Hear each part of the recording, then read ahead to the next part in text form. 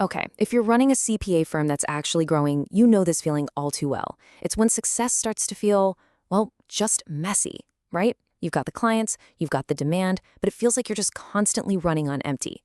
So how do you get out of that chaos and back into control? Let's dive in. And this quote, this just nails it, doesn't it?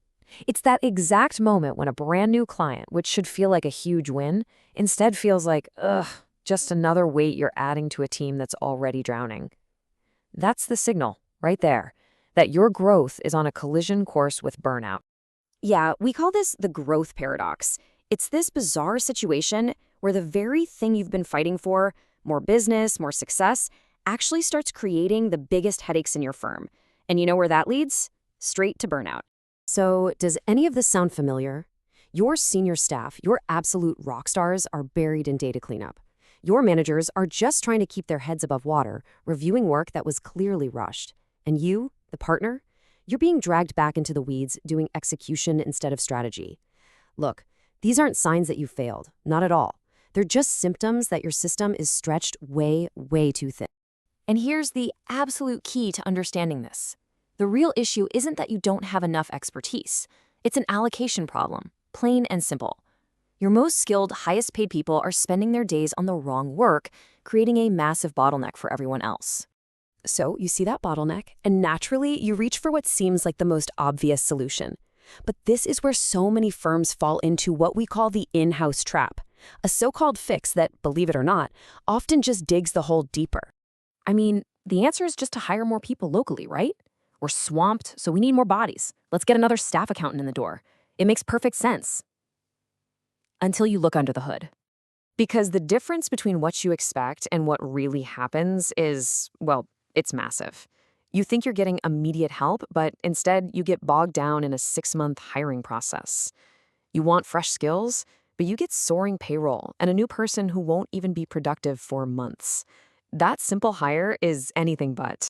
So this brings us to a much smarter way to scale. And I want to be clear, this isn't about a shortcut or a quick fix. It's about a strategic shift, a total rethink of how you organize the work inside your firm. And when we talk about this, we're talking about strategic offshore support. Now, let's be real, this is not about just chucking tasks over a digital wall and hoping they get done right. No way. This is about building a structured, process-driven team that acts as a true extension of your own firm. Think of them as your team, just in a different location. What this does is create this incredibly powerful new dynamic. Your onshore team, your local experts, are now freed up to focus on the stuff that really moves the needle. High-level analysis, advisory, building those deep client relationships. And your offshore team, they become the experts at all the crucial, repeatable work, the transaction-level stuff, the heavy documentation, all the prep work. Suddenly, everyone is doing the job they were actually hired to do. All right, so you might be wondering, where do we even begin with this? Well, the biggest wins right out of the gate are almost always in things like bookkeeping and monthly closes, tax return support, and AP/AR processing. You know, that repeatable, rules-based work. Offloading that stuff instantly creates breathing room for your team back home. Okay, the strategy makes sense, but we all know execution is where the rubber meets the road. So how do you actually make this work? The key here is realizing that success isn't about luck, it's about having a system. And that system really comes down to these 5 keys.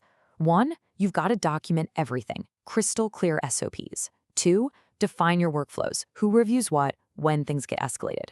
3, dedicate specific people to your firm, so they're not just random freelancers. 4, you have to invest time in onboarding. And 5, communication, communication, communication.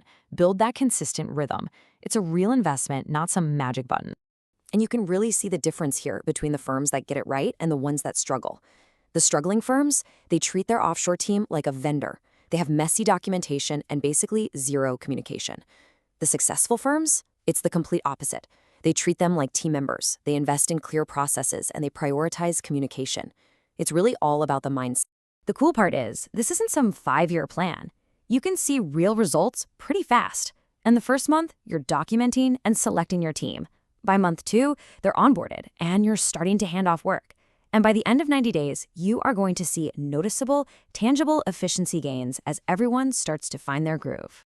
Now, look, a lot of people think this is just about saving money. And yeah, that's part of it.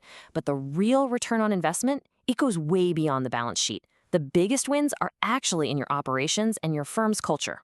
Let me just throw one number at you. 2x. That's the kind of improvement in turnaround times firms report when they integrate an offshore team. Think about that, doubling your speed. That's not just about efficiency, that's about happier clients and way, way less stress around deadlines. So yeah, you can see it here. The cost savings bar, it's there. It's a solid benefit. But look at the other two. Faster turnaround and reduced staff burnout. They are huge. These are the things that fundamentally change what it feels like to work at your firm every single day. That's how you build a culture that lasts. And it doesn't even stop there. We hear all the time about improved work quality, because now people can actually specialize in what they're good at. You can finally handle tax season without everyone wanting to quit. And this might be the biggest one of all. Partners get their time back.